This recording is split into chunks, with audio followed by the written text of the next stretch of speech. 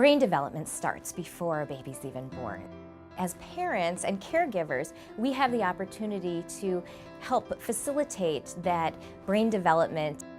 All parents believe in their child and love their children. Some may not have the skills quite yet, and we want to work with them to help them to have that and support them in that.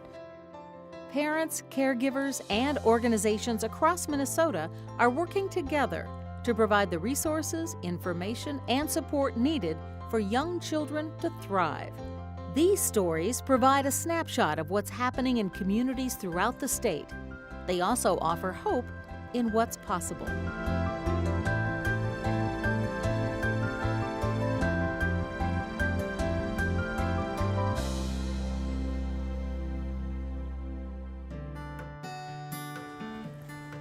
What do you want to play with? With a baby? LifeTrack is an organization that focuses on family resiliency. So we provide parent-to-parent support and mentorship while we provide educational and therapeutic resources and services to our little ones. You want me to help you? Yes, I need help. We start visiting with parents from prenatal and really talking about those fundamental skills that every parent has. And so we really do break it down to its very basic elements and talk about talking with our little ones. Okay, can we put the pillow on there? Because the baby needs to be covered up in one of the blankets. Talking, singing, reading, those things that parents naturally do, and encouraging them to make that part of their practice. So today I brought this kit, so then when you guys take it home, you guys can read this book together. The little box is some of the activities we put together, reading kits or coloring books to share with families they can do together, just to encourage reading or children and parents bonding time. I like to read books to her. When we was at the shelter, I used to read books to her every night before we went to sleep, but I didn't want to keep reading the same book, so I took her to the library, and she had really fun at the library. She picked out her own books, and she checked them out herself. Of course, we love it when parents take advantage of local resources like the library, and there's so many My Free Libraries. They're very accessible now, and many, many great book drives. So helping to get those resources into the hands of little ones, even that experience of turning that page, that's a wonderful skill and a wonderful enjoyment that really sets off lifelong. Centro Tyrone Guzman. It's a nonprofit that has been partnering with Latino families since 1974. Many of the families that we have here have come to provide a better future for their children. We provide Latino families information about many factors that influence health and support them in shifting behaviors and accessing resources that promote optimal health. We also provide yoga classes so that the ladies can come and be in a safe space, feel that they have a time for themselves. We start with moms that are pregnant. The staff wants to provide as many resources and information as the moms need so that their babies can thrive. In the maternal health program, we have the prenatal care classes. Some of them know the importance of reading, talking, playing some music even while they're pregnant. But some of them, they haven't had the opportunity to learn why those things are important. So in these classes, our maternal health coordinator and the doctor explain them how all these things can support the healthy development of their children. If the literacy skills are low, we can just pick a book and tell the story based on the pictures. So I think the resources and the support that we provide for the moms are helping the kids. How are we doing today? Good, and you? Good. Reach Out and Read is using existing infrastructure. Physicians, nurse practitioners give age-appropriate books and literacy guidance at well child visits for children ages 6 months through 5 years. So this is the closet where we keep all our Reach Out and Read books. We have a large Somali-speaking population, a large Spanish-speaking population, and we have books that we try to represent those groups.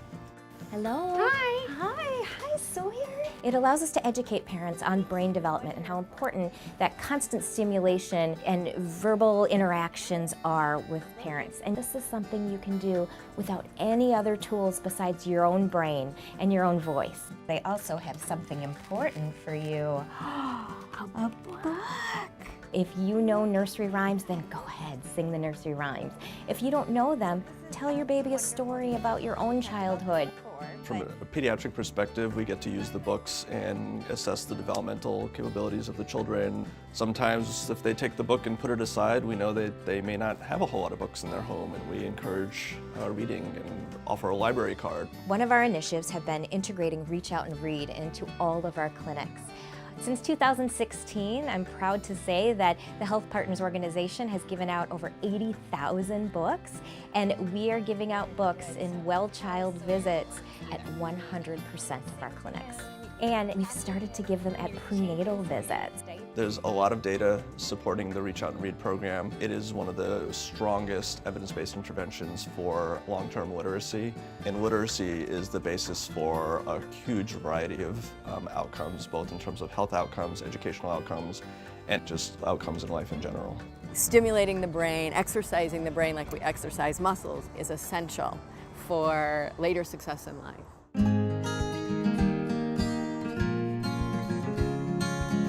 Child and Teen Checkups is a preventive health program. We saw that there was a Bright Futures conference, and we really wanted to attend and find out more information because we knew we were already working with that population of vulnerable children.